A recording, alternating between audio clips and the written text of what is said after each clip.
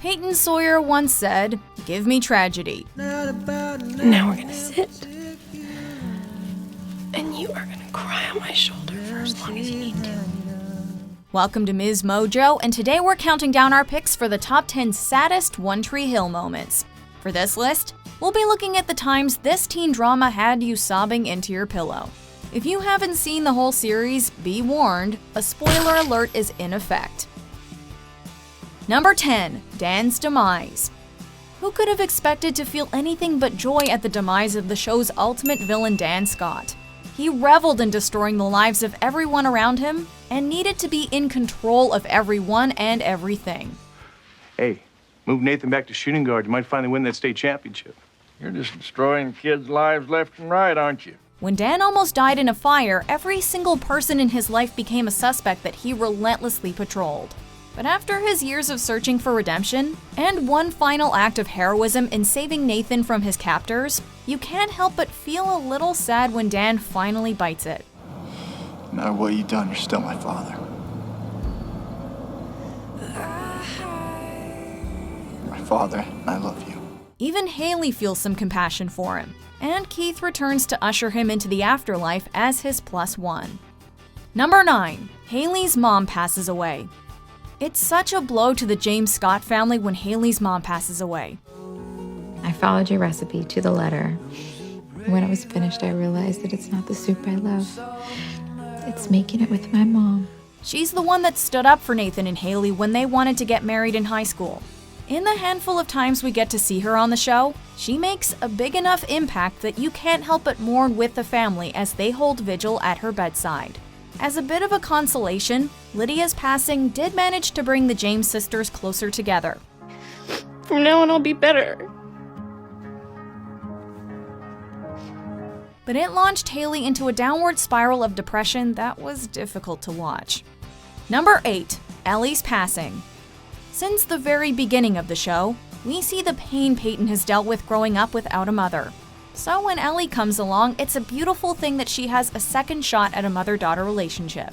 She deserves to be happy as an artist, as a friend, as a daughter. They have crazy adventures together and create an entire album together, but Ellie never gets to hear it. When Peyton goes to see Ellie to deliver the finished album, she finds Ellie lifeless in her home.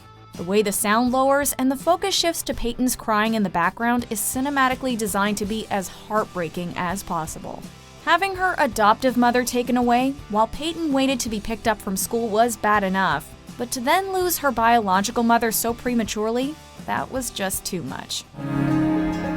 Say hi to my mom. Number 7. Clay and Quinn almost don't make it. Clay and Quinn were a couple that came in late to the game, but they quickly became just as epic of a couple as any of the others. But in the show's nature, when things seem to be at a high point for them, they are quickly knocked down. And the truth is that without you, I'd be the one who's lost. They safe.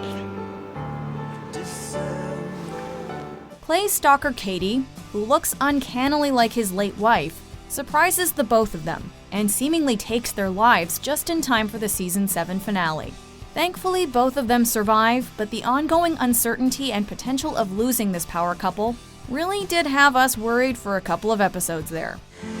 Just promise me you'll come back to me. Promise me you'll open your eyes. And you'll live a long, happy, amazing life. Number 6. Nathan saves Cooper. Nathan and Haley's second wedding was a roller coaster of emotions. It's a wonder anyone enjoyed the festivities with all the drama. Now I know how this dress looks on a witch. Go brook yourself. After a harsh breakup with Cooper, Rachel decides in classic fashion to make herself the center of attention, causing a scene, stealing the wedding limo, and lying about being pregnant. Nathan and Haley dodge the drama and blissfully take the high road towards their honeymoon. But the wedding bliss ends abruptly when they nearly collide with the limo, which then soars over the bridge and into the river. As the limo sinks with Rachel and Cooper still inside, Nathan jumps in to save them. The season ends on a cliffhanger with several lives hanging in the balance. We were almost as devastated as Haley. Help me! Haley! Number 5. Dante's revenge on Nathan. You know, I didn't pick Nathan because he was the star of the team. I picked him because he was Dan Scott's son. The state championship should have been the best night of all the Tree Hill Gang's lives, but it ended in tragedy. When Nathan wins the game, Dante, the loan shark he owes money to, tries to take out his revenge by running Nathan down with his car. But at the last second, a pregnant Haley pushes him out of the way and takes the hit. Completely devastated at the sight of his best friend lying in the street, Luke's heart gives out and he collapses too. Meanwhile, Nathan takes his anger out on Dante, before Dan steps in. The whole gang spends the night in the hospital with, yet again, several lives on the line. Time is running out now, and I tell you, you've got to feel for Nathan Scott. Number 4. Jake leaves. If Luke and Peyton weren't destined to be together, Peyton and Jake could have easily been endgame. So watching him have to leave her again and again was absolutely heartbreaking, especially knowing what she's been through. You know, I could have held you in my arms forever. Still wouldn't have been long enough. This time was particularly devastating because we got to watch them really fall in love, only to be torn apart when Nikki returns to steal Jenny away. Who didn't sob like a baby when Jake and Peyton had to say goodbye in her bedroom? Especially after Jake's speech about how full of greatness she is. No! I need you to forget about me and move on. Okay? You're too amazing to carry this around.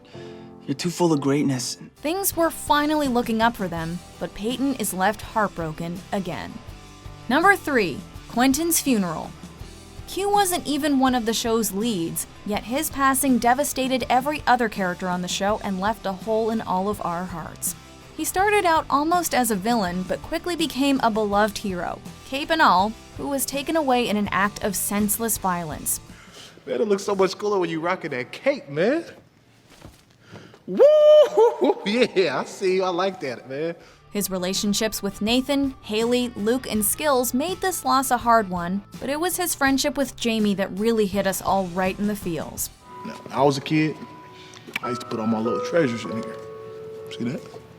Now you can too. Admit it, when Jamie put the cape he made for Quentin on his coffin, we all cried even harder than Brooke. Number 2. Brooke risks her life for Jamie.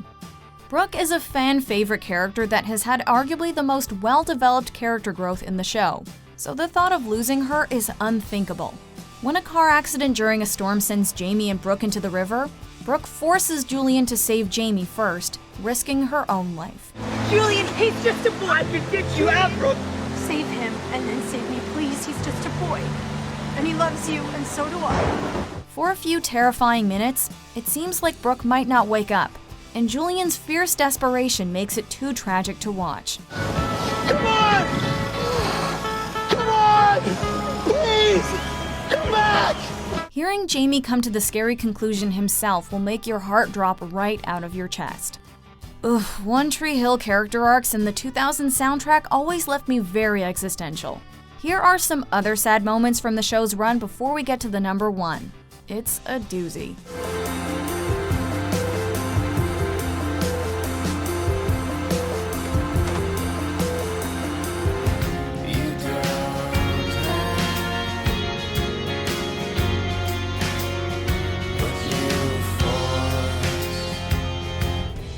I am not pushing you away, Lucas. I am holding on for dear life, but I need you to need me back.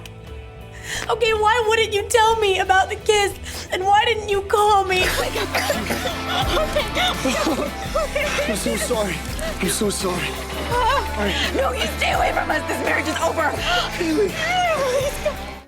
Please take very special care of your father. Because if I'm not around, he's gonna need you to take care of him.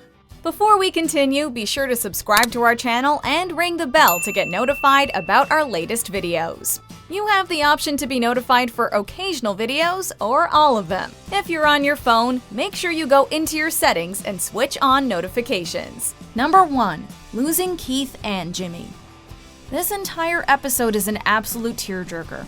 From Peyton hiding out in the library, to Brooke feeling helpless in the gym, to Jimmy's speech in the tutor center. All of it is enough to have you reaching for the 3-ply tissues.